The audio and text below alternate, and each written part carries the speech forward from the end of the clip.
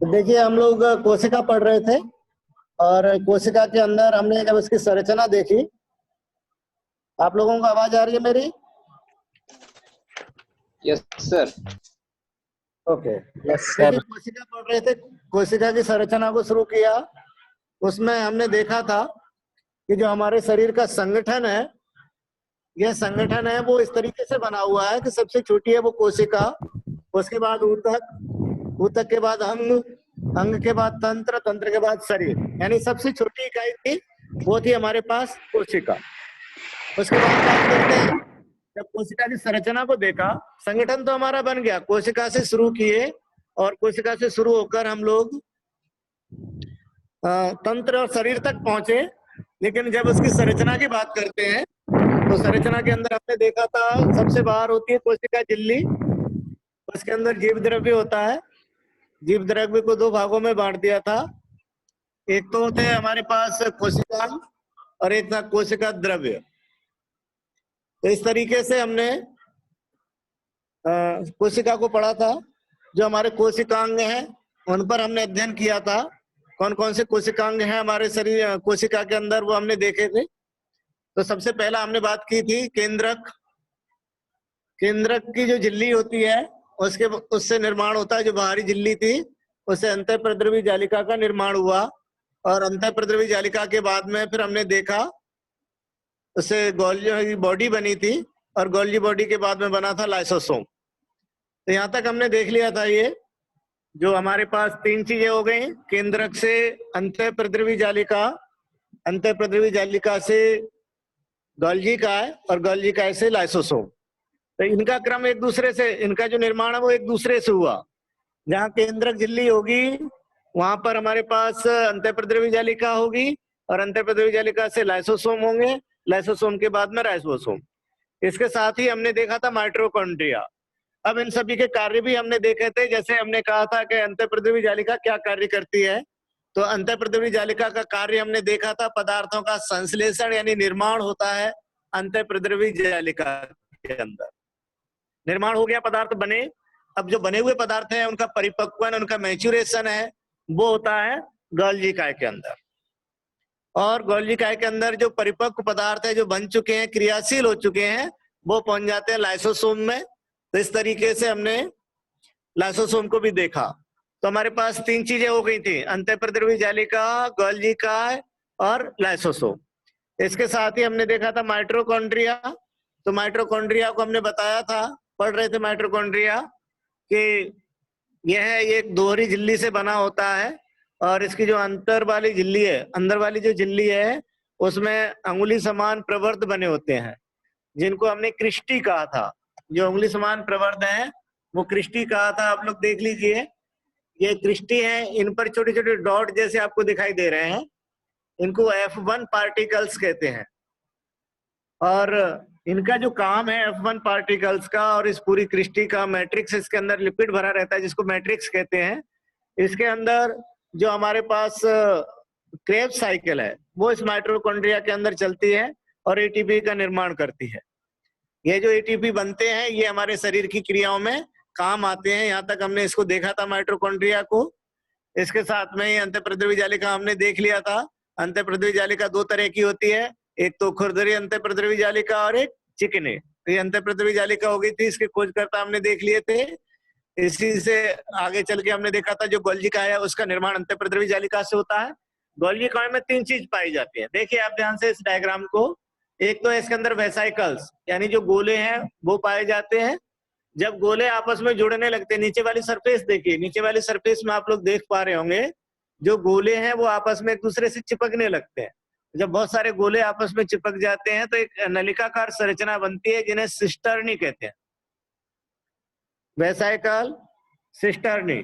और ऊपर जाके जो वेसाइकल है वो सेकेंडरी वेसाइकल है, यानी कि ऊपर जाके फिर से गोले बन जाते हैं। जो सिस्टर्नी जब मैच्योर होती है तो सिस्टर्नी के जो किनारे होते हैं वो फूल जाते हैं। सिस्टर्नी में जब पदार्थ पूरी तरह से भर जाता है तो इसके किनारे फूल जाते हैं और वो किनारे, इनसे फूले हुए किनारे इनसे टूटकर अलग हो जाते हैं और वेसाइकल्स का निर्माण करते हैं। यही वेसाइकल्स आगे चलकर लाइसोसोम कहलाते हैं। आप दूसरे डायग्राम में देख रहे हैं वो वेसाइकल्स इन गोल्जी काय से अलग हो चुके, दूर जा चुके हैं, जो वेसाइकल्स गोल्जी काय से दूर जा रहे हैं वो लाइसोसोम है। तो ये 3 स्ट्रक्चर एक साथ याद रखिएगा, जिनमें केंद्रक होगा उनमें तीनों संरचनाएं पाई जाएंगी। कौन कौन सी? इसमें अंतःप्रद्रवी जालिका, गोल्जी का है और लाइसोसोम, तीनों पाई जाएंगे। जिनमें केंद्रक नहीं होगा तो उनमें ये बनेंगी नहीं। जैसे प्रोकैरियोटिक कोशिका, प्रोकैरियोटिक कोशिका के अंदर केंद्रक नहीं होता है। जब केंद्रक नहीं होगा तो अंतःप्रद्रवी जालिका नहीं बनेगी, तो गोल्जी का नहीं बनेगा, तो लाइसोसोम नहीं बनेगा। इस तरीके से आप लोग ध्यान रखिएगा। ये हमने गोल्जी का इसकी खोजकर्ता देखे थे। उसके बाद में बात कर रहे हैं राइबोसोम। राइबोसोम को भी हमने पढ़ लिया था। राइबोसोम ठोस पार्टिकल्स हैं जो प्रोटीन और आरएनए से बने होते हैं। ये जो राइबोसोम है, ये हमने कहा था 2 तरीके के होते हैं सजीव जगत में, एक तो 70S और एक 80S। जो प्रोकैरियोटिक कोशिका है, प्रोकैरियोटिक कोशिका का अर्थ है ऐसी कोशिका जिसका केंद्रक विकसित नहीं है।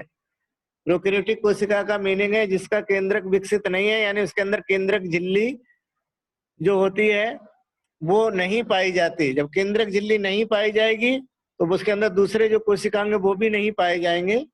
तो हम लोग देख पा रहे हैं कि हमारे पास जो 70S राइबोसोम है वो प्रोकैरियोटिक कोशिका के अंदर होगा। प्रोकैरियोटिक कोशिका के एक बार फिर से मीनिंग बता रहा हूँ, ऐसी कोशिका जिस केंद्रक झिल्ली नहीं पाई जाती, ऐसी कोशिका को प्रोकैरियोटिक कोशिका कहते हैं। उसके बाद बात कर रहे हैं जो 80S राइबोसोम है। 80S राइबोसोम है वो जंतु और पादप दोनों कोशिकाओं में पाई जाती है, और यह दोनों कोशिका विकसित प्रकार की कोशिका है और इसको यूकैरियोटिक कोशिका कहते हैं। अब प्रोकैरियोटिक कोशिका हमने कह दिया जंतु और पादप में तो पाई जाएगी यूकैरियोटिक कोशिका, तो फिर प्रोकैरियोटिक कोशिका कहाँ पाई जाती है? वो पाई जाती है बैक्टीरिया में। अल्प विकसित जो जीव होते हैं, अल्प विकसित जो कोशिका होती हैं, उनमें प्रोकैरियोटिक कोशिका जैसे बैक्टीरिया। तो हमने यहाँ पर बात कर रहे थे राइबोसोम की। राइबोसोम 2 तरीके का होता है, एक तो राइबोसोम हमारे पास हो गया 70S, एक राइबोसोम हो गया 80S। क्लियर? अच्छा, यहाँ तक हमने पढ़ लिया था। आप लोगों को कोई प्रॉब्लम हो तो बताइएगा।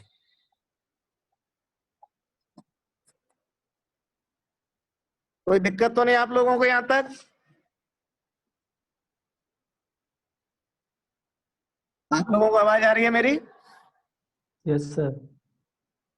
यहाँ तक बेटा कोई दिक्कत हो तो मुझे बताइए। आप लोगों ने, कुछ बच्चे इसमें ऐसे भी हो सकते हैं जिन्होंने मेरी क्लास नहीं ली हो, उनको थोड़ा बहुत प्रॉब्लम हो सकता है, लेकिन जो लोग मेरी क्लास लिए हैं इसको, पिछली वाली क्लास को, वो जरा बताएं उन्हें कोई दिक्कत तो नहीं है। या फिर जो नई क्लास ले रहे हो वो भी मुझे बताएं, अगर किसी को कोई प्रॉब्लम हो रही हो तो मैं उसको डिस्कस करता हुआ चलूंगा।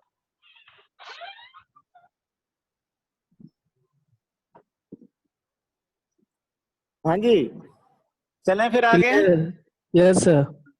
सर ओके फिर बेटा। से थोड़ा रिवीजन करा दीजिए। तो हम बात कर रहे थे कि हमारे पास 2 तरीके के राइबोसोम है। जीव जगत के अंदर अगर बात करते हैं तो 2 तरीके के राइबोसोम हुए, 70S और 80S। 70S वे कोशिकाएं जो अल्प विकसित हैं, जिनके अंदर केंद्रक नहीं पाया जाता, अंतःप्रद्रवी जालिका नहीं पाई जाती, गोल्गी का नहीं पाया जाता, ऐसी कोशिकाएं अल्प विकसित कोशिकाएं कहलाती हैं। और इनके जो राइबोसोम होते हैं वो 70S होते हैं। अब 70S राइबोसोम को आप थोड़ा सा इसको जूम करके देखेंगे तो 2 सब यूनिट में डिवाइड रहता है। जो 70S है उसकी 2 सब यूनिट है, एक तो हमारे पास 50 और एक है 30। 2 सब यूनिट से 70S राइबोसोम बना है। ऐसे ही जो 80S है वो राइबोसोम भी 2 सब यूनिट से बना है, एक सब यूनिट है 60 और S और एक है 40S। तो इस तरीके से जो हमारे पास आरएनए प्लस प्रोटीन से मिलकर ये राइबोसोम्स बन गए। राइबोसोम का काम क्या है? राइबोसोम का काम होता है प्रोटीन का निर्माण करना, इसीलिए राइबोसोम्स को प्रोटीन बनाने की फैक्ट्री भी कहा जाता है। इनका जो दूसरा नाम है वो प्रोटीन बनाने की फैक्ट्री है, क्योंकि सारे प्रोटीन हैं वो राइबोसोम पर बनते हैं।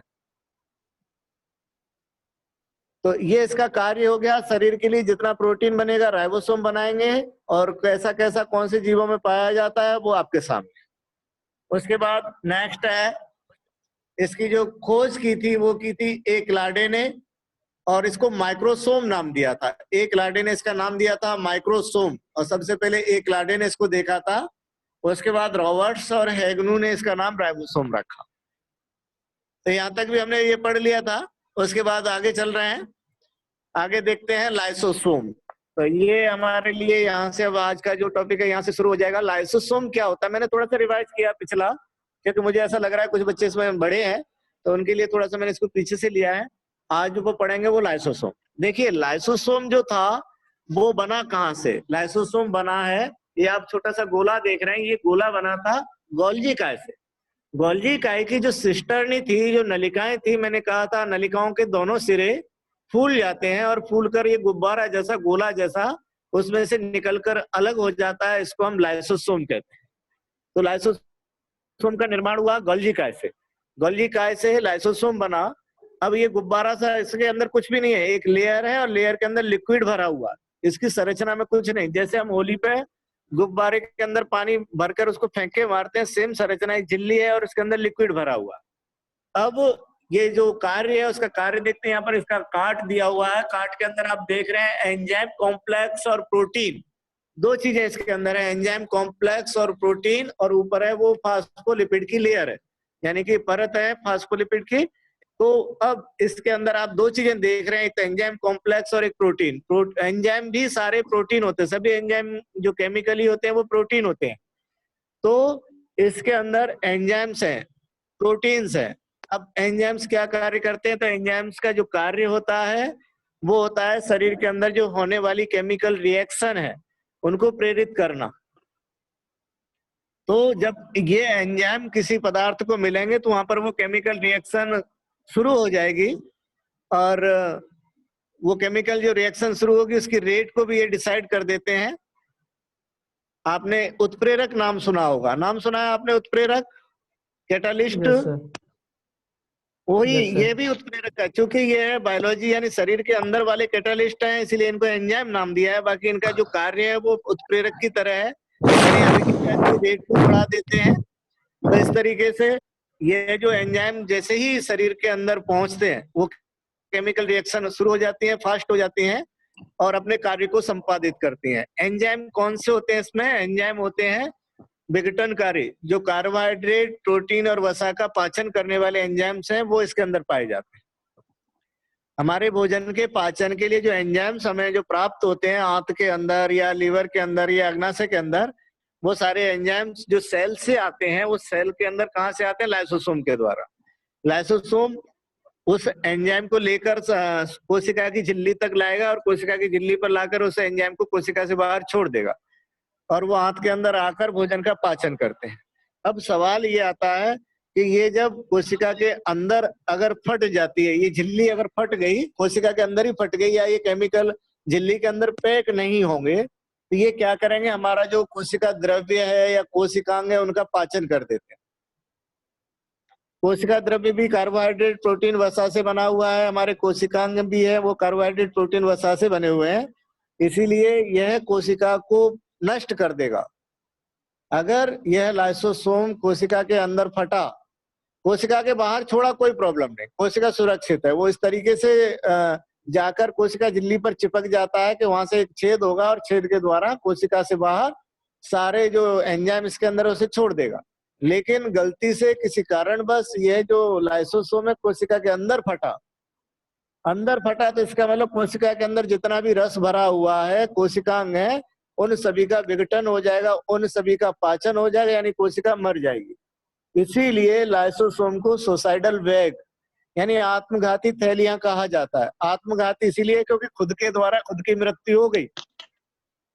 यह कोशिका का एक भाग था और कोशिका को ही नष्ट कर रहा है, इसलिए इसको सुसाइड कहते हैं। कोई और दूसरा कोशिका को नष्ट करता तो उसे सुसाइड नहीं कहते। इसीलिए जो लाइसोसोम है उनको आत्मघाती थैलियां, क्योंकि थैली के अंदर क्या भरा हुआ है? रस भरे हुए हैं, इसीलिए इनको आत्मघाती थैलियां कहा जाता है। लाइसोसोम का कार्य समझ में आया? लाइसोसोम का कार्य है हमारे शरीर के लिए एंजाइम्स देना।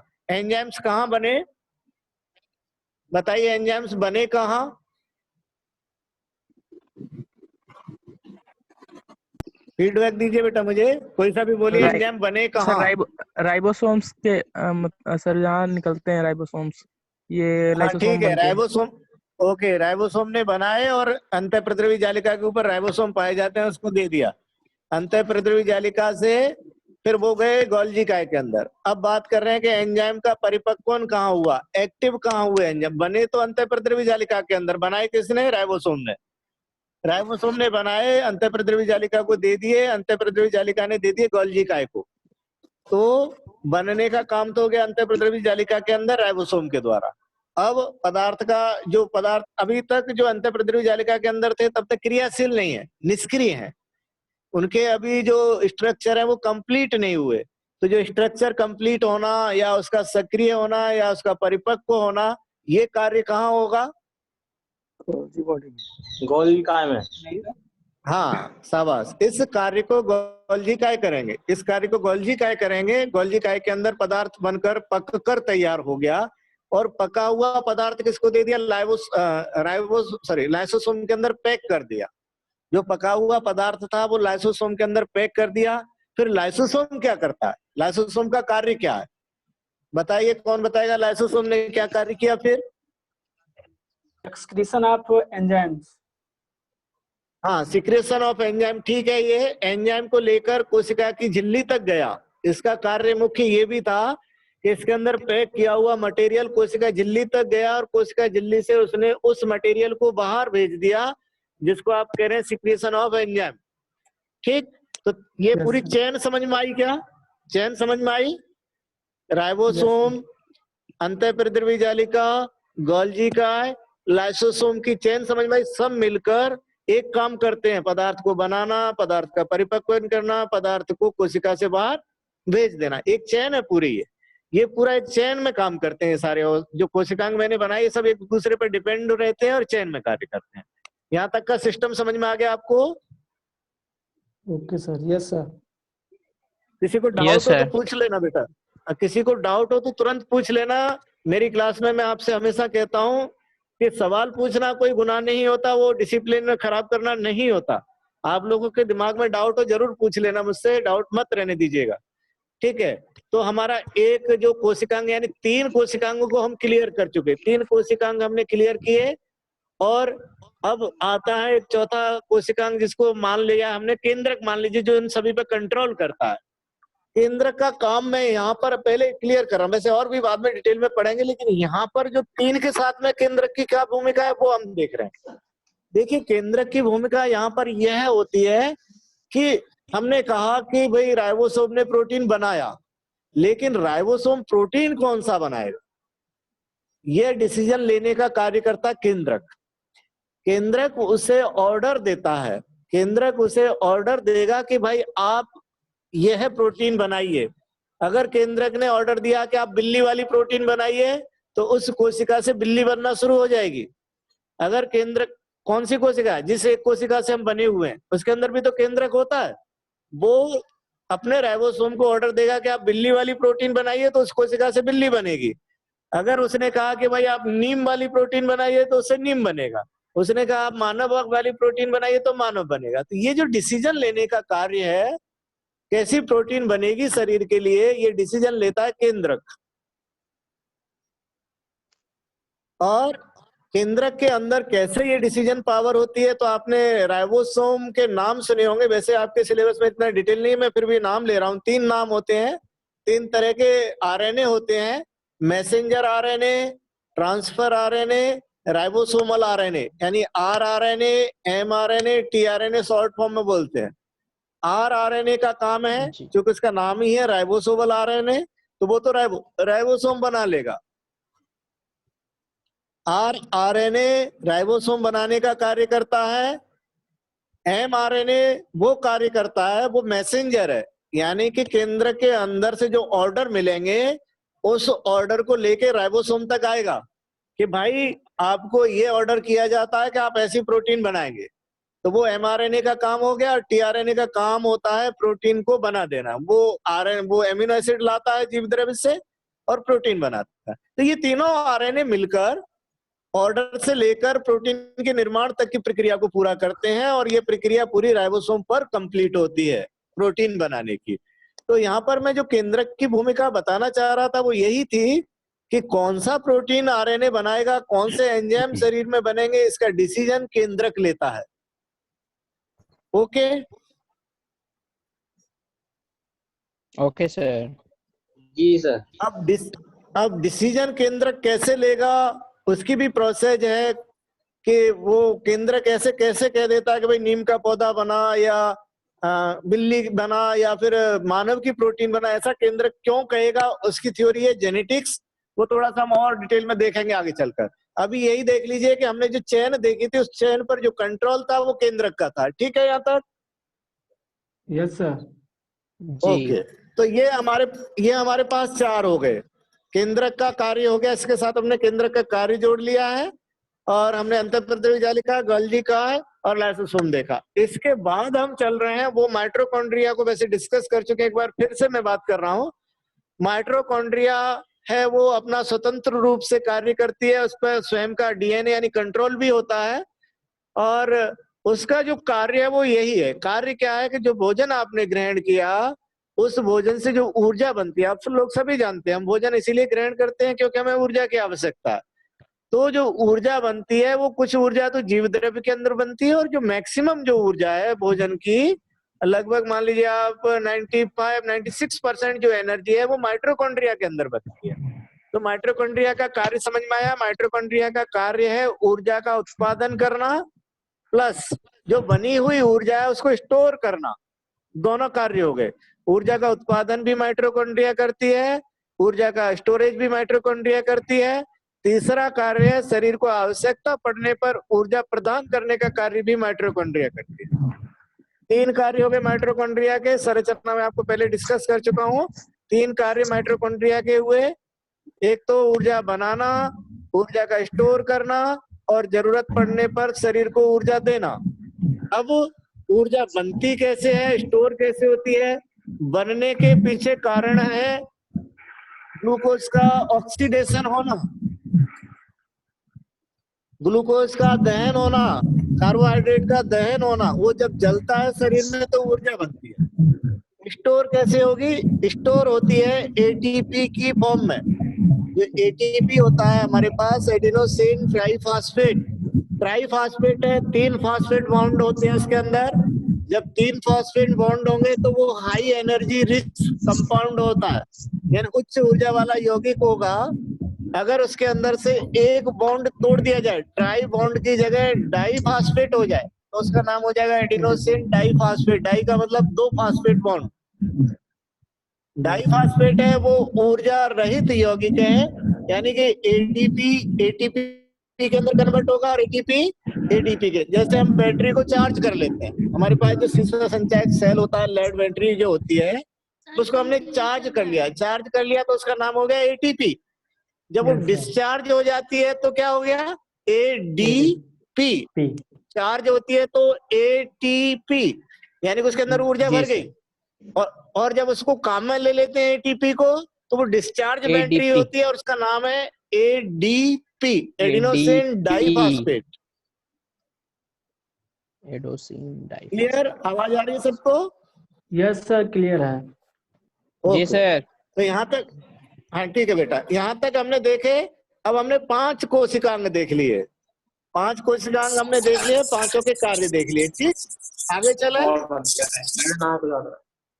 जी सर। इसकी जो खोज है लाइसोसोम की, वो डी डुबे ने की थी, वैज्ञानिक के नाम है, आप लोग याद कर लीजिएगा। उसके बाद है, नेक्स्ट है वो है क्लोरोप्लास्ट या हरित लवक। क्लोरोप्लास्ट या हरित लवक। देखिए, यह जो कोशिकांग है वो केवल पादप कोशिका में पाया जाता है। सबसे पहली बात, डिस्कशन पहले भी कर चुके हैं, पादप और जंतु कोशिका में अंतर जब पढ़ रहे थे। आज भी कहते हैं कि यह जो कोशिकांग है वो केवल पादप कोशिका में पाया जाता है। इस कोशिकांग के अंदर एक वर्णक मिलता है, एक पिगमेंट मिलता है, जिसका नाम है पर्णहरित। इसका नाम क्या है? पर्णहरित। इंग्लिश में कहते हैं क्लोरोफिल। जो वर्णक है, जो कलरफुल कंपाउंड है, पिगमेंट है, उस बेटा माइक बंद कीजिए, किसी की आवाज आ रही है। माइक बंद कीजिए बेटा, किसी की आवाज आ रही है। जब आपको कोई सवाल पूछना है तो माइक ऑन कीजिएगा। तो जैसे हम बात कर रहे थे कि जो हमारे पास यौगिक है जो हमारे पास वर्णक है जिसके कारण क्लोरोफिल का रंग हरा है उसका नाम है पर्णहरित। अब कई बार हमारे दिमाग में कंफ्यूजन होता है कि पर्णहरित और हरित लवक दोनों एक ही हैं, एक ही है या अलग अलग है? कौन बताएगा क्या अंतर है पर्णहरित और हरित लवक में?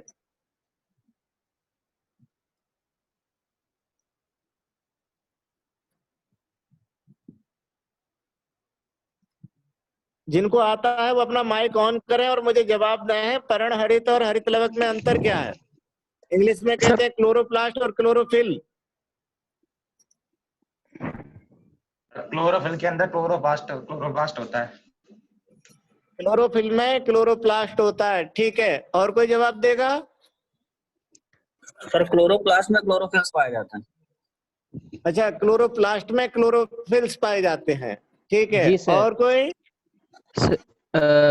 सर क्लोरोफिल्स जो है वो कलर के लिए यूज किया जाता है। हाँ, और क्लोरोप्लास्ट? सर ऑलरेडी वो क्लोरोफिल क्लोरोप्लास्ट का ही एक छोटा सा अंग पाया जाता है। ओके, ठीक है। ये जो बोले हैं लास्ट में ये ठीक है। देखिए, क्लोरोप्लास्ट एक बड़ा स्ट्रक्चर है। जब उसको खोलेंगे तो उसके अंदर कुछ संरचनाएं पाई जाएंगी। अभी हम खोल के देखते हैं, आप लोग देख ही लीजिए। ये जो आप देख रहे हैं कि ये जो क्लोरोप्लास्ट है वो पूरा है। इधर हमने साइड में जो राइट साइड में आप देख रहे हैं हरे रंग का जो संरचना है जिसके ऊपर हरी सी लेयर है, ये पूरा एक क्लोरोप्लास्ट है। इस क्लोरोप्लास्ट के अंदर कुछ संरचनाएं पाई जाती हैं, जैसे स्ट्रोमा है और थैलेकॉइड है, ग्रेना है, इसी तरह से इनर मेम्ब्रेन है, लेमिला है। तो इस तरह की कई संरचना है, नाम है कुछ इसके अंदर। जब इसको खोल के देखते हैं क्लोरोप्लास्ट को तो पूरा का पूरा क्लोरोप्लास्ट है। अब क्लोरोप्लास्ट के अंदर आप लोग देख रहे हैं कुछ सिक्के जैसे रखे हुए हैं, जैसे एक के ऊपर एक सिक्का रख देते हैं। आप लोगों को दिखाई दे रहा है ना सिक्के के ऊपर सिक्का? Yes sir. जी सर। इस पूरे जो सिक्के का जो समूह है, आप देखिए ब्रैकेट लगाकर इसका नाम लिखा हुआ है। ये जो पूरे सिक्के का समूह है इसको हम ग्रेनम कहते हैं, ग्रेनम। पूरे सिक्के के समूह को ग्रेनम कहते हैं। और एक सिक्के का नाम है थैलेकॉइड। एक सिक्के का नाम है थैलेकॉइड और सिक्कों के समूह को ग्रेनम कहते हैं। और जो दो सिक्कों के समूह को जो जोड़ने वाली आपको लाइन दिखाई दे रही है जिससे सिक्कों का समूह जुड़ा हुआ है, उसका नाम है लेमिला। तो ये इसकी आंतरिक संरचना है, क्लोरोप्लास्ट की आंतरिक संरचना। अब क्लोरोफिल कहाँ है इसमें? तो देखिए, अगर एक थैलेकॉइड को काट कर देखें, एक थैलेकॉइड को काट कर देखें, तो जैसे हम 5 के सिक्के को काट कर देखें और बीच में कुछ निकले, ऐसे ही ये 5 का सिक्का मान लीजिए इसको हम काटते हैं तो बीच के अंदर जो छोटे छोटे पार्टिकल्स होते हैं वो पार्टिकल्स हैं क्लोरोफिल। अब आपको बात समझ में आ गई क्लोरोफिल कहाँ मिलता है और क्या अंतर है क्लोरोप्लास्ट और क्लोरोफिल में? जी सर। ठीक है बेटा, किसी को कोई डाउट हो, अंतर समझ में आया? और इसकी वजह से क्लोरोफिल की वजह से थैलेकॉइड हरे होते हैं और थैलेकॉइड की वजह से ग्रेनम हरे हो गए और ग्रेनम की वजह से पूरा का पूरा क्लोरोप्लास्ट हरा हो गया। यदि थैलेकॉइड से क्लोरोफिल को निकाल दिया जाए तो इसका रंग फिर हरा नहीं होगा, ये फिर कलरलेस हो जाएगा। ठीक है जी। तो सबसे पहली बात क्लोरोफिल और क्लोरोप्लास्ट में हमारे दिमाग के अंदर क्लियर होना चाहिए कि क्लोरोफिल क्या है और क्लोरोप्लास्ट क्या है। क्योंकि जब आगे चल के हम कुछ पढ़ते हैं, जैसे आज आपने प्रकाश संश्लेषण पढ़ा, उसके अंदर क्लोरोफिल के अंदर रिएक्शन होती है, जो वर्णक है उसके अंदर जाके रिएक्शन होती है। तो वो आप जब पढ़ेंगे इसके अंदर डिटेल कौन कौन सी क्रिया होती है जब देखेंगे। फिलहाल हम इसका कार्य देख रहे हैं, तो इसका कार्य है प्रकाश संश्लेषण की क्रिया करना। क्लोरो जो प्लास्ट है इसका कार्य है प्रकाश संश्लेषण की क्रिया करना। ठीक, आप थोड़ा सा और देखते हैं। सर क्लोरोप्लास्ट को पत्ते ही मिलता है या और कहीं मिलता है? क्लोरोप्लास्ट बेटा कहीं भी मिल सकता है, पादप के किसी भी भाग में हो सकता है, लेकिन जिस भाग में पाया जाएगा उसका रंग हरा होगा। अच्छा सर, जड़ में ही मिल जाएगा? कुछ जगह जैसे आलू का तना जिसको जड़ भी कह देते हैं हरा होता है, तो कुछ अपवाद में मिल सकता है। ऐसा नहीं कहेंगे कि नहीं साहब कभी जड़ पे नहीं होगा। अगर जड़ बाहर आ गई किसी पादप के अंदर, ऐसा एग्जाम्पल है कि जमीन से निकलकर बाहर आ गई तो उसके अंदर क्लोरोफिल डेवलप हो सकता है और वो फोटोसिंथेसिस कर सकती है। अगर उसके अंदर क्लोरोफिल होगा तो फिर उसका रंग हरा ही होगा। Okay sir, thank you. अब लेकिन जो सामान्य बात है वो तो पत्ती का ही गुण है क्लोरोप्लास्ट का पाया जाना, लेकिन कुछ पौधे अपने आप को विशेष वातावरण में अनुकूलित करते हैं, तब जाके उनके तना और दूसरे भागों में क्लोरोफिल हो सकता है। अब बात कर रहे हैं हम लोग, जैसे ये बीच में आप देख रहे हैं तो जो पत्ती है, उस पत्ती की संरचना को जब माइक्रोस्कोप से देखते हैं तो ऐसे कोशिकाएं पाई जाती हैं समूह के अंदर, और उसको जब एक क्लोरोफिल को अलग किया तो ये है।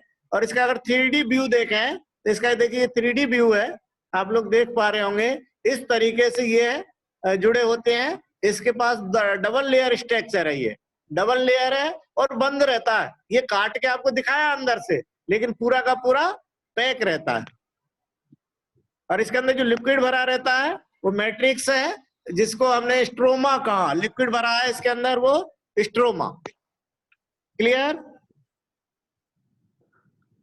क्लोरोप्लास्ट की संरचना डबल मेम्ब्रेन स्ट्रक्चर है, अंदर है वो पूरा जाल पाया जाता है, जिसको हमने थैले कहा, ग्रेनम और लेमिला कहा। उनका पूरा एक जाल बनता है, वो एक लिक्विड में डूबा रहता है, जिसको हमने स्ट्रोमा कहा या मैट्रिक्स कह सकते हैं। और इनर लेयर, आउटर लेयर, ये डबल मेम्ब्रेन स्ट्रक्चर है। काम इसका आपके सामने है, कार्य इसका प्रकाश संश्लेषण की क्रिया करना, जो यथासंभव आज आपने पढ़ा है। ठीक है? जी सर। अब ऊपर 3 नाम लिख रहे हैं, ल्यूकोप्लास्ट, क्रोमोप्लास्ट और क्लोरोप्लास्ट। यानी कि जो प्लास्टिड है, जो लवक है, ये 3 तरह के होते हैं। एक तो हरे रंग का लवक होता है, जिसको हम बात कर रहे हैं, वो होता है क्लोरोप्लास्ट, हरे रंग का है वो क्लोरोप्लास्ट। दूसरा है क्रोमोप्लास्ट। क्रोमोप्लास्ट पाया जाता है, ये होता है रंगीन, अलग अलग कलर का क्रोमोप्लास्ट होता है। और विशेषकर जो आप लोग देख रहे हैं फूलों के रंग, तो फूलों के जो रंग होते हैं वो क्रोमोप्लास्ट के कारण होते हैं। उसके अंदर भी एक प्लास्टिड होता है जिसको क्रोमोप्लास्टिड कहते हैं, इसके कारण फूलों का रंग होता है। इसी तरह से ल्यूकोप्लास्टिड है, तो ल्यूकोप्लास्टिड है वो कलरलेस होता है, और ये सामान्यतः भोजन संचय का कार्य कर लेता है, फूड स्टोरेज इसके अंदर होता है। तो प्लास्टिड 3 तरह के हो गए हमारे पास, ल्यूकोप्लास्ट और क्रोमोप्लास्ट और क्लोरोप्लास्ट। ठीक है? हम ज्यादातर पादपों में क्लोरोप्लास्ट देखते हैं और यही जटिल क्रियाएं करता है, क्योंकि इसके अंदर वो रिएक्शन होती हैं जो फोटोसिंथेसिस की हैं, जो लाइट रिएक्शन, डार्क रिएक्शन, दो आपने आज पढ़ी होंगी, दोनों रिएक्शन इनके अंदर होती हैं क्लोरोप्लास्ट के अंदर। तो यहाँ तक ये कंप्लीट हुआ हरित लवक। आगे चले। जी सर।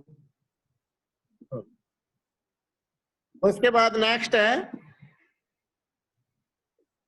सबसे पहले जो इस स्किम पर है एक वैज्ञानिक, इन्होंने देखा था साइनोबैक्टीरिया के अंदर और क्लोरोप्लास्टिड नाम दिया। सबसे पहले स्किम्पर ने देखा इनको, उसके बाद स्ट्रेसबर्गर ने इसका नाम क्लोरोप्लास्ट रखा। उसके बाद अगले वैज्ञानिक हैं वो मेरिस्कोसी है। मेरिस्कोसी ने इस पर विस्तृत अध्ययन किया, और बहुत ज्यादा जो नाम है वो मेरिस्कोसी का ही क्लोरोप्लास्ट के साथ जोड़ा जाता है, क्योंकि ऊपर दोनों वैज्ञानिक थे, इन्होंने नाम तो दिए लेकिन बहुत ज्यादा अध्ययन नहीं किया। इसकी संरचना पर सबसे ज्यादा कार्य मेरिस्कोसी ने किया है। ठीक है? तो ये वैज्ञानिक है, इन वैज्ञानिकों के नाम इससे जुड़े हुए हैं, आप लोग इसको थोड़ा सा मेमोरी में रखिए। उसके बाद है नेक्स्ट तारक काय, सेंट्रोसोम।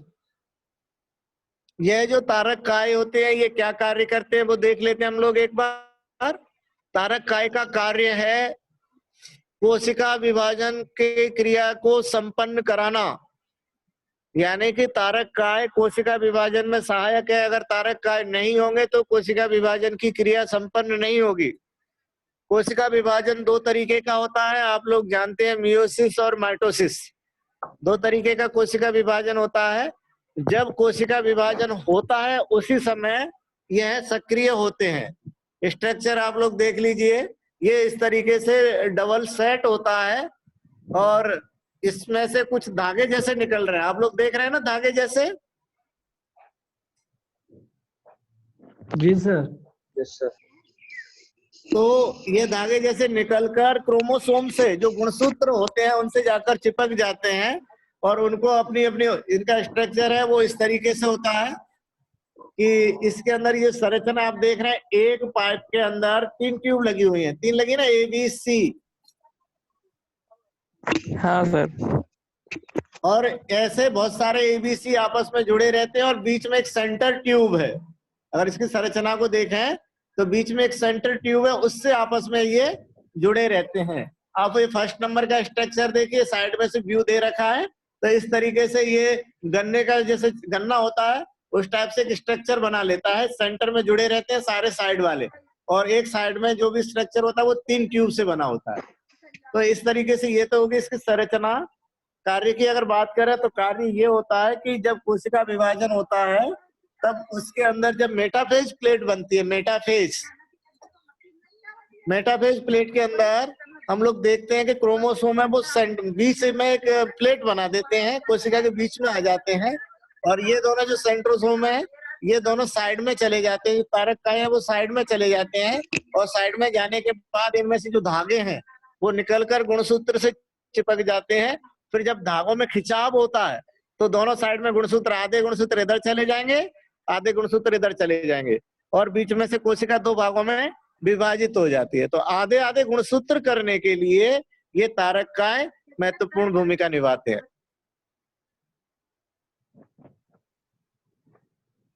समझ में आया यहाँ तक? गुणसूत्र जाकर बीच में सेट हो गए, तारक काय है वो दोनों साइड में चले गए, दोनों साइड में जाने के बाद गुणसूत्र से चिपक गए, आधे गुणसूत्र को एक तारक काय खींच लेता है, आधे गुणसूत्र को एक तारक काय खींच लेता है, और 2 कोशिकाएं बन जाती है। इस तरीके से कोशिका विभाजन में महत्वपूर्ण भूमिका निभाते हैं तारक काय। ठीक। हाँ सर। किसी को कोई प्रॉब्लम बेटा?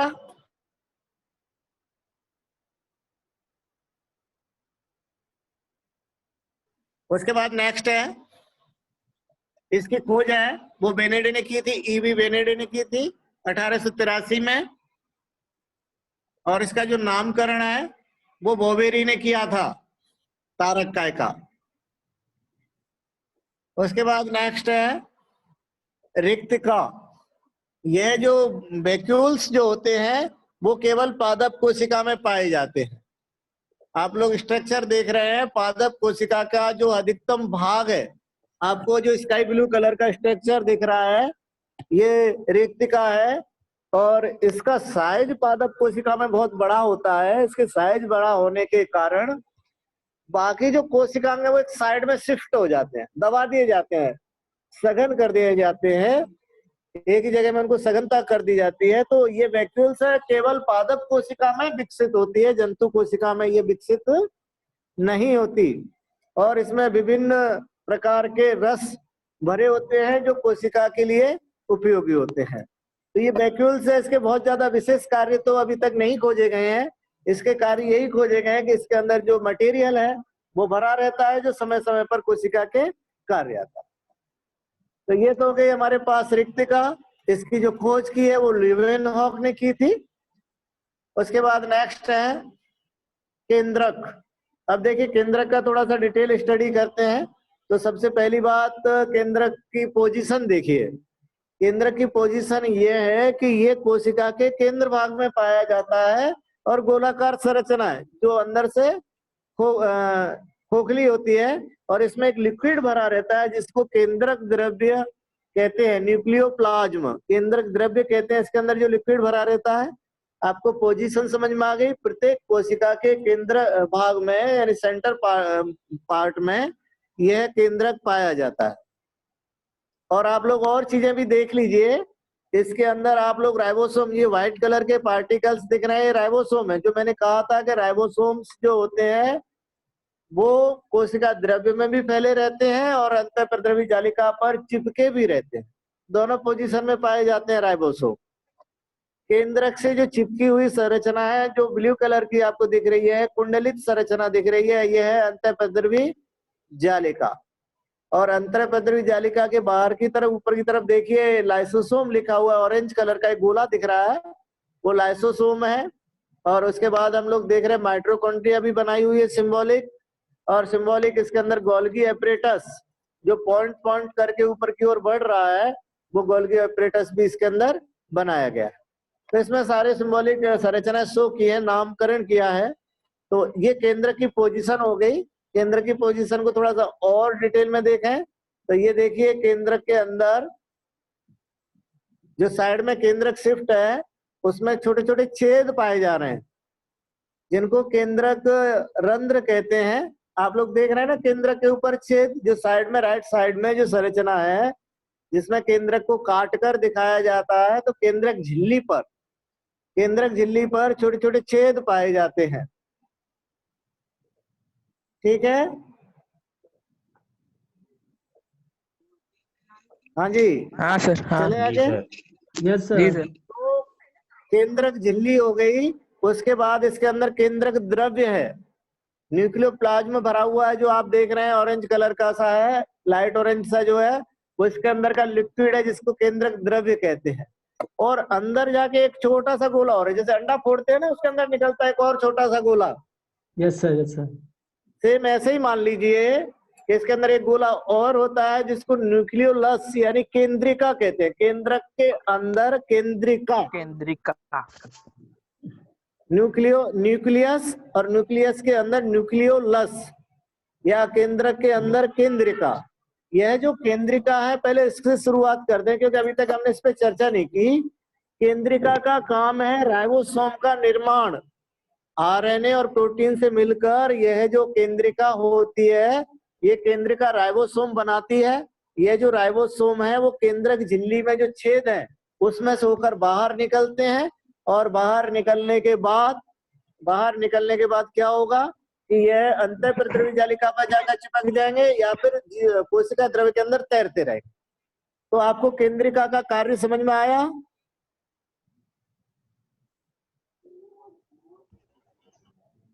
हाँ जी बताएं, केंद्रिका का कार्य समझ में आया? जी सर। अब बात कर रहे हैं हाँ, सर। केंद्रक। ओके बेटा, केंद्रक द्रव्य की बात करें तो केंद्रक द्रव्य के अंदर डीएनए पाया जाता है। केंद्रक द्रव्य के अंदर डीएनए तैरता रहता है। और ये आपने नाम तो सुना है ना डीएनए, नाम हाँ, सुना है ना डीएनए? Okay, sir. अभी तक हम थोड़ा सा कंफ्यूज रहते हैं कि डीएनए मिलता कहाँ है। तो आज देख लीजिए डीएनए की पोजीशन। दरअसल डीएनए वगैरह के मामले में हम ज्यादा स्टडी नहीं कर पाते, जेनेटिक्स है स्पेसिफिक तो हम ज्यादा नहीं पढ़ते हैं, लेकिन आज इसको क्लियर कर लेना क्योंकि इसका क्लियर होना बहुत जरूरी है। हम बहुत सारी प्रॉब्लम्स को जो सॉल्व करते हैं वो डीएनए के थ्रू करते हैं, तो डीएनए का हमें पता होना चाहिए। अब डीएनए वो कहाँ है? केंद्रक द्रव्य में है। और केंद्रक द्रव्य में किस रूप में मिलता है वो मैं बताना चाहूंगा आप लोगों को। अभी मैं आपके सामने एक वीडियो डिस्प्ले करूंगा, उसमें और क्लियर हो जाएगा, पर अभी मैं आपको बता रहा हूं, आप सुन लीजिए। जैसे डीएनए प्लस एक प्रोटीन है जिसका नाम है histone protein, DNA plus histone protein, ये दोनों आपस में जुड़ जाते हैं और दोनों जुड़ने के बाद जो संरचना बनाते हैं उसे कहते हैं क्रोमेटिन जालिका। उसका नाम है क्रोमेटिन जालिका। तो ये जो क्रोमेटिन जालिका के रूप में पूरे केंद्र के अंदर धागों का जाल रहता है। केंद्रिका हो गई, केंद्रिका के चारों ओर धागों का जाल भरा रहता है। इस केंद्रक झिल्ली के अंदर एक लिक्विड है, तो इस लिक्विड के अंदर वो जो जाल है वो तैरता रहता है। अभी जाल मैं आपको दिखाऊंगा एक वीडियो के थ्रू। तो वो जो जाल है वो तैरता रहता है और उस जाल को कहते हैं क्रोमेटिन जालिका। क्रोमेटिन जालिका किससे बनी? डीएनए प्लस हिस्टोन प्रोटीन से मिलकर वो धागा बना, और वो धागा बहुत ज्यादा सघन और उलझा हुआ रहता है, इसीलिए उसको हम क्रोमेटिन जालिका कहते हैं। कुछ पूछना बेटा आप लोगों को? सर एक बार रिपीट कर दीजिए इसको। ओके बेटा, देखिए जैसे हम अभी बात कर रहे हैं कि जो हमारे पास डीएनए प्लस हिस्टोन प्रोटीन ये दोनों मिलकर एक धागा बनाते हैं। और जब बहुत सारे धागे आपस में उलझ जाते हैं तो एक जाल बनता है, जिस जाल को हम क्रोमेटिन जालिका कहते हैं। यह क्रोमेटिन जालिका केंद्रक झिल्ली के अंदर जो लिक्विड भरा हुआ है, केंद्रक द्रव्य, उसमें तैरती रहती है। तो ओके सर। अंदर हो गई सर, अंदर हो गई केंद्रक झिल्ली, सॉरी, अंदर हो गई केंद्रिका, केंद्रिका। उसके बाहर हो गया केंद्रक द्रव्य। केंद्रक। केंद्रक द्रव्य में द्रव केंद्रक द्रव्य में तैर रहा है क्रोमेटिन जाल, और क्रोमेटिन जाल के ऊपर है केंद्रक झिल्ली का आवरण। इस तरीके से ये स्ट्रक्चर होता है। ठीक है बेटा। जी सर। Okay sir. अब एक नाम आपने और सुना होगा, गुणसूत्र, क्रोमोसोम। जी। वह क्रोमोसोम कहाँ पाया जाता है, कौन बताएगा? मैंने तो अभी तक क्रोमोसोम का नाम ही नहीं लिया। आप बताइए, आपके हिसाब से क्रोमोसोम कहाँ पाए जाते हैं? सर साइटोप्लाज्म में शायद। अच्छा, नहीं बेटा, साइटोप्लाज्म में क्रोमोसोम हमने अभी तक पढ़ लिया, साइटोप्लाज्म नहीं मिला कहीं। आपके सामने जो स्ट्रक्चर है साइटोप्लाज्म का ही है, उसमें कहीं क्रोमोसोम नाम नहीं लिखा।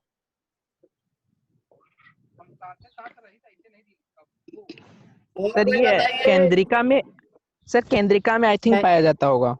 नहीं बेटा, केंद्रिका सॉलिड होती है, उसके अंदर नहीं पाया जाता। सर क्रोमेटिन से तो बनता है वो सर वो।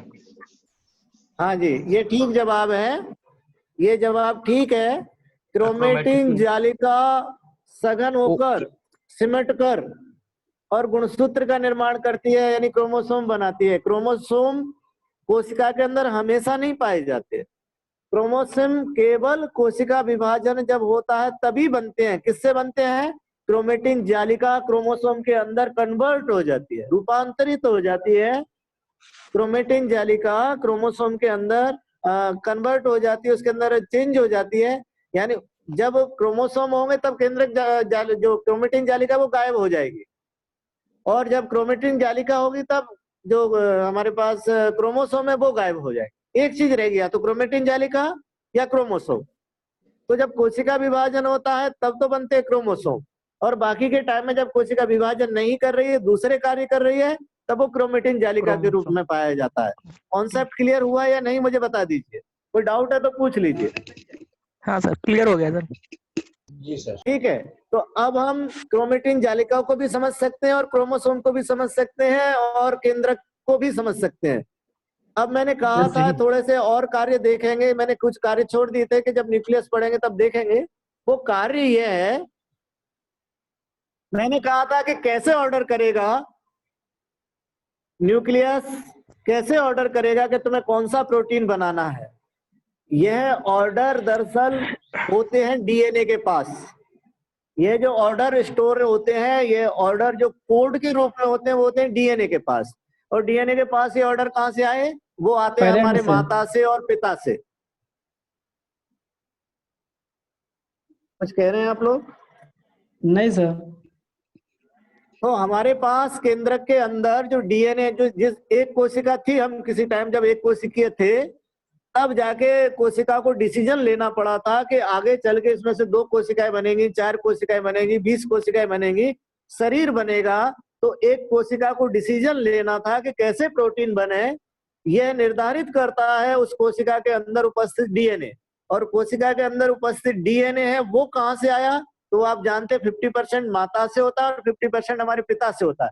और जब वो मिक्स होकर नया जो हमारे पास जो संगठन आता है, मिक्स होकर, जिसको हम क्रॉसिंग ओवर या जीन विनिमय कहते हैं, जब मिक्स हो गया माता पिता का, तो इस कारण हमारी जो सकल सूरत होती है वो मिक्स होती है।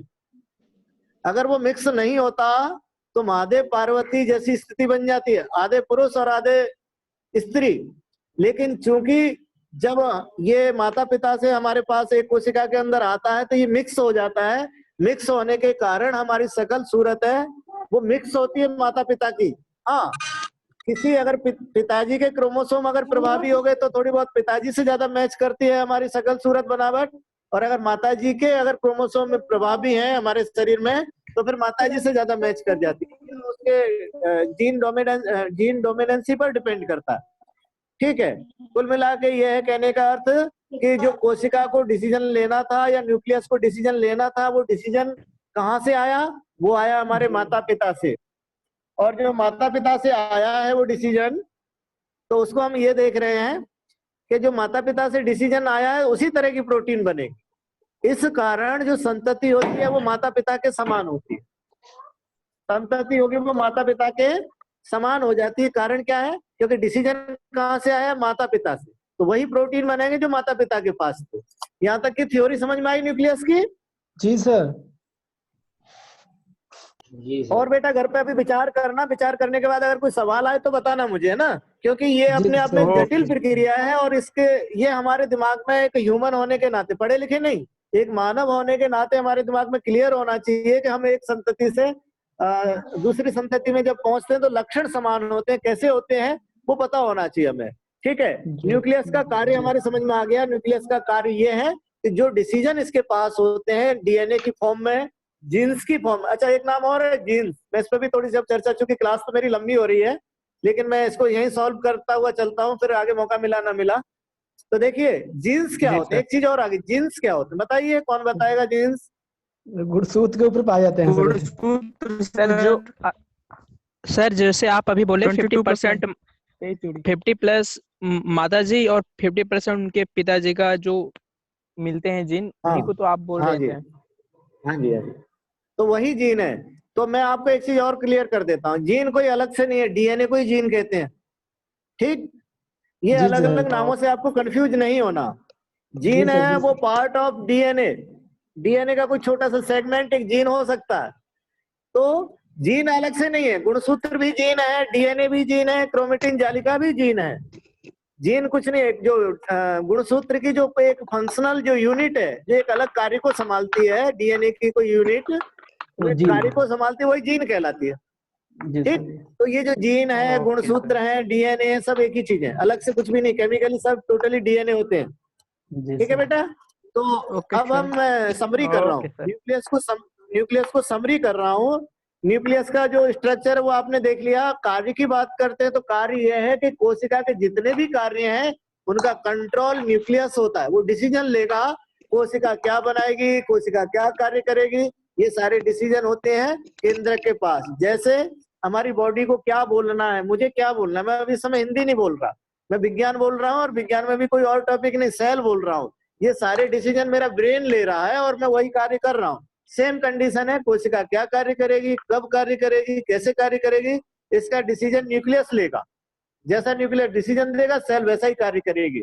जैसे मेरा ब्रेन मुझे डिसीजन दे रहा है साइंस बोलने का तो मैं साइंस बोल रहा हूँ, सेम कंडीशन है सेल की। सेल को भी एक शरीर मान लीजिए, उसका ब्रेन मान लीजिए न्यूक्लियस। क्लियर, आगे चले? जी सर। Yes sir. ओके, उसके बाद है इसकी जो खोज है वो रॉबर्ट ब्राउन ने की थी, आर्किड। आर्किड मैं अभी क्लास ले रहा था मैम की, आर्किड के बारे में मैम ने चर्चा की थी।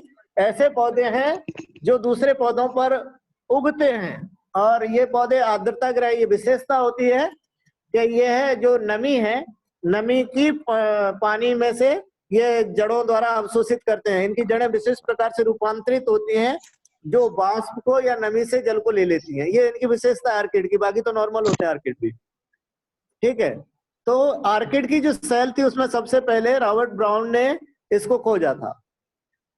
ठीक, तो यहां तक तो हो गया सेल, सेल हो गया, सेल ऑर्गन्स हो गए। और अब कुछ सवाल हैं जो कंपटीशन में पूछ लिए जाते हैं, वो है सबसे छोटी कोशिका। तो सबसे छोटी कोशिका होती है वो माइकोप्लाज्मा गैलीसेप्टिक नामक बैक्टीरिया है।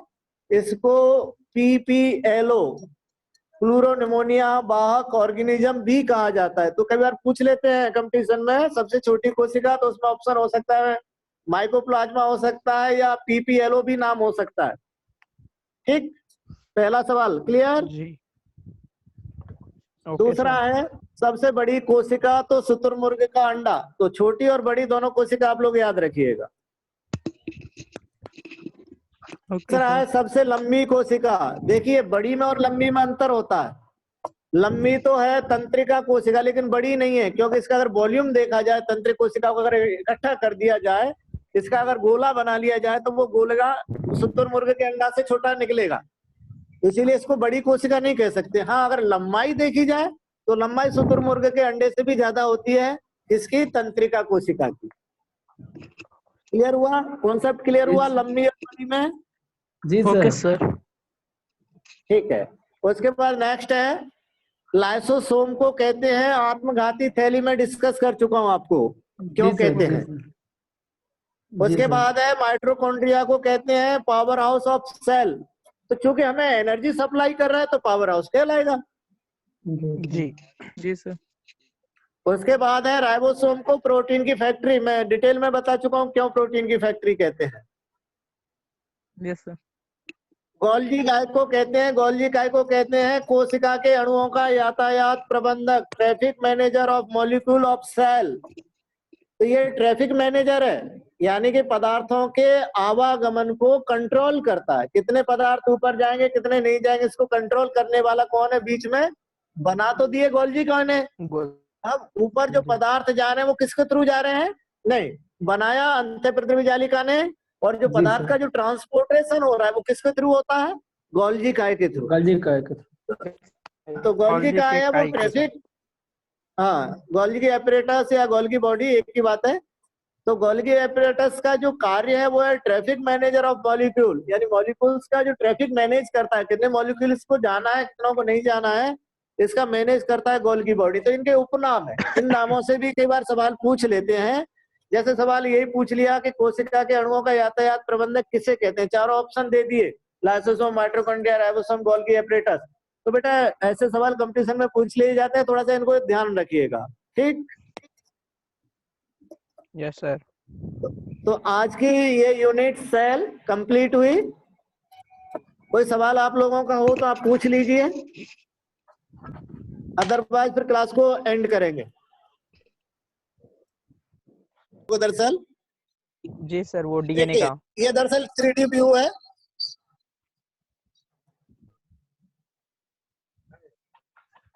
इसमें आप लोग देख रहे हैं ये यूकेरियोटिक कोशिका है और ये जो सामने है वो प्रोकैरियोटिक कोशिका। देखिए इसमें केंद्रक विकसित है और इसमें केंद्रक विकसित नहीं है।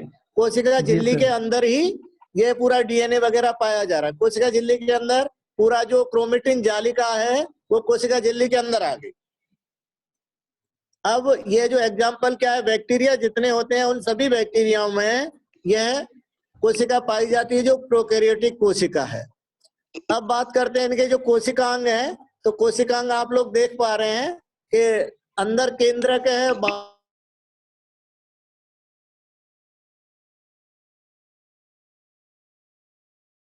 रेड कलर की है। केंद्रक देखिए, केंद्रक में छेद है और बाहर है अंतःप्रद्रवी जालिका। ये क्रोमेटिन जालिका है जो डीएनए से बनी है। ये ऐसा जाल बना लेती है, धागा बनाती है। और देखिए ये जाल पूरा है वो क्रोमेटिन जालिका का जाल आपको दिखाई दे रहा है, क्रोमेटिन जालिका है ये। तो जैसे मैंने कहा था डीएनए प्लस हिस्टोन प्रोटीन मिलकर क्रोमेटिन जालिका बनाते हैं। ये आप देख रहे हैं ये धागे नुमा है, ये क्रोमेटिन जालिका है और ये मिलकर फिर गुणसूत्र बनाते हैं। देखो गुणसूत्र बने, ये गुणसूत्र जब बनते हैं जब विभाजन होता है। और अंदर है ये केंद्रिका है, ये जो आप बीच में जो गोला देख रहे हैं ठोस, और इसमें से देखिए राइबोसोम निकल रहे हैं। मैंने कहा था राइबोसोम बनाने का कार्य है वो करती है केंद्रिका। और राइबोसोम केंद्रक झिल्ली का जो छेद है उससे निकलकर बाहर आ रहे हैं। देखिए पीले रंग के राइबोसोम केंद्रक झिल्ली से निकलकर बाहर आ रहे हैं और अंतःप्रद्रवी जालिका पर चिपक रहे हैं। तो जिस अंतःप्रद्रवी जालिका पर ये चिपक जाएंगे वो तो कहलाएगी हमारे पास खुरदरी अंतःप्रद्रवी जालिका, और जिन पे नहीं चिपक रहे हैं वो चिकनी अंतःप्रद्रवी जालिका हो गई। और इस तरीके से हम लोग देख रहे हैं कि बाहर जाकर कुछ राइबोसोम कोशिका द्रव्य में बिखर गए। तो इस तरीके से आप देख रहे हैं ये खुरदरी अंतःप्रद्रवी जालिका है जिसको लिखा है रफ एंडोप्लाज्मिक रेटिकुलम RER, और एक हो गई स्मूथ एंडोप्लाज्मिक रेटिकुलम। ये बात कर रहे हैं, ये देखिए ये प्रोटीन बन रहे हैं अंतःप्रद्रवी जालिका के अंदर, ये पदार्थ बनते हैं। मैंने कहा था पदार्थों का निर्माण अंतःप्रद्रवी जालिका के अंदर होता है। प्रोटीन बन गए अंतःप्रद्रवी जालिका में और वो अंतःप्रद्रवी जालिका से वेसाइकल के रूप में, देखिए वेसाइकल निकला, वेसाइकल्स के रूप में बाहर निकलते हैं। ऐसे अंतःप्रद्रवी जालिका से बाहर आएंगे, बाहर आकर ऊपर देख रहे हैं गोल्गी उपकरण बना रहे हैं। ये पीले रंग के इसके गोल्गी एपरेटस में समा जाते हैं।